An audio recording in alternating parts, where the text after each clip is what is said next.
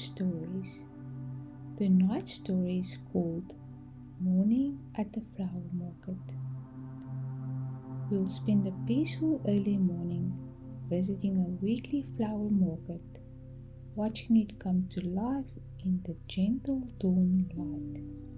There's no rush, no stress, just colors and scent and the quiet joy of beautiful growing things. Get comfortable, let your breathing slow. Take a deep breath in and out. Let's begin. It's a Saturday morning, very early, that hour just after sunrise when the world feels new and clean and full of possibilities. The air is cool and fresh with just a hint of dew still clinging to everything. You're walking toward the square where the flower market sets up every Saturday morning. You've made this walk many times now. It became a ritual, this early morning visit, something you look forward to all week. The streets are mostly empty at this hour. A few other early risers are out. Someone walking a dog, a baker opening their shop, a person cycling past with a basket on their front handlebars. Everyone moves slowly, quietly, as if it's not wanting to disturb the peacefulness of the morning. As you round the corner into the square, you see the market is already setting up. With canvas tents are being raised, the fabric glowing softly in the early light. You can hear the gently sounds of preparation. The clink of the buckets being set down, the quiet conversation of the flower sellers, the splash of water as someone fills their containers. You're not in a hurry. You stand at the edge of the square for a moment, just watching, breathing in the cool morning air. The sky above is pale blue, with a few wispy clouds catching the pink and gold of the sunrise. The first stall you visit is run by Margaret, an older woman with gentle eyes and hands that are always slightly stained green from working with stems. She's been coming to this market for longer than anyone can remember. Morning, she says softly, and exchange quiet greetings. Not much need to be said at this hour. You both understand the gentle magic of early morning. Her stall is a riot of color, buckets and buckets of flowers arranged in rough rows. There are the lilas in deep burgundy and soft peach, zinnias in hot pink and sunny yellow, cosmos with their light paper petals in shades of white and pale pink, sunflowers standing tall in buckets, their faces already turning toward the rising sun. You take your time, moving from bucket to bucket, letting your fingers trail gently over petals and leaves. Everything is cool from the morning air, slightly damp. The flowers smell green and fresh and alive.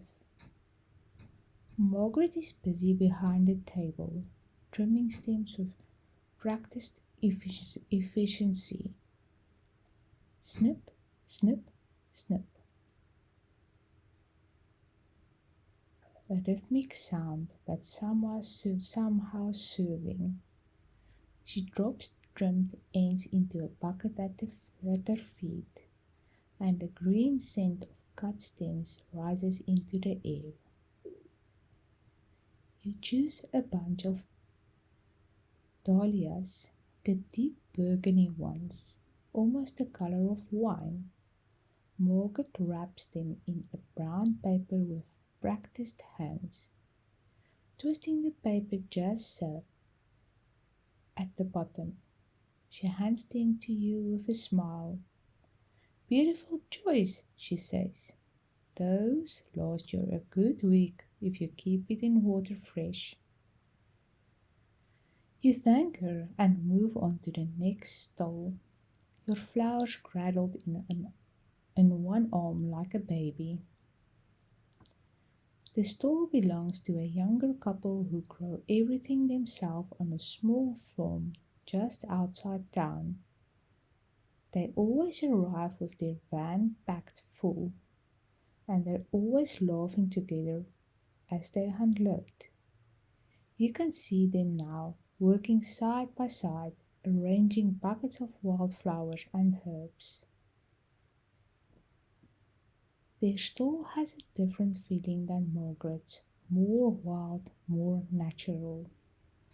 There are buckets of lavender still on their stems, the purple flowers already buzzing with early bees, bundles of rosemary and thyme tied with twine, armfuls of Queen Anne's lace, those delicate with umbels that look like lace indeed, wild roses in soft pink, still with thorns on their stems.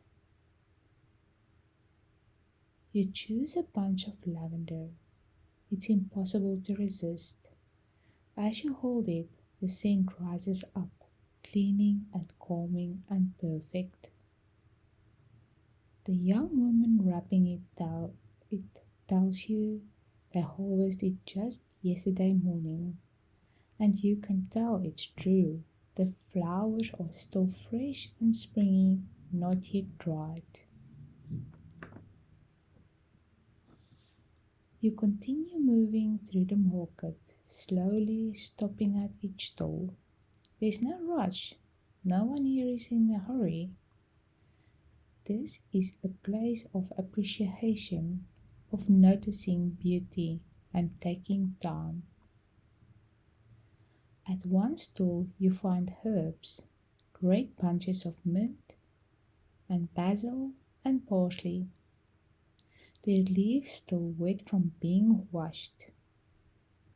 You buy a bunch of mint, thinking of the tea you'll make with it later, the fresh green taste of summer in a cup.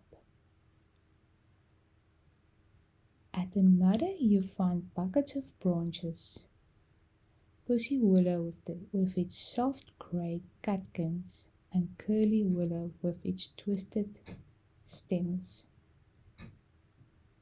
You choose a few stems of the curly willow, imagining them in a tall vase by your window. The market is busier now. More people arrived. Other early morning flower lovers, people who appreciate the peace of this hour, the beauty of this ritual. But it's still quiet, still gentle. People speak in soft voices. Children stay close to their parents, looking at the flowers with wide eyes.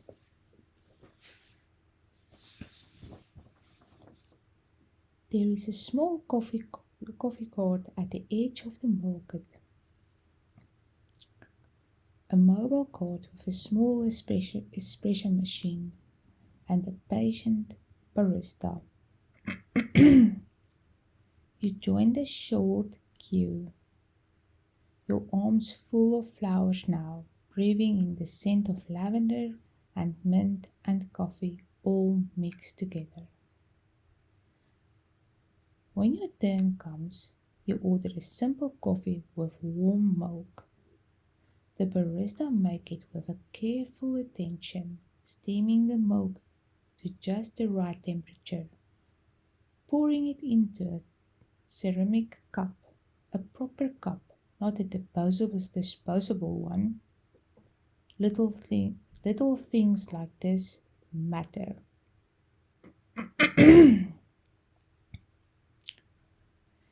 You find a bench at the edge of the square and sit down.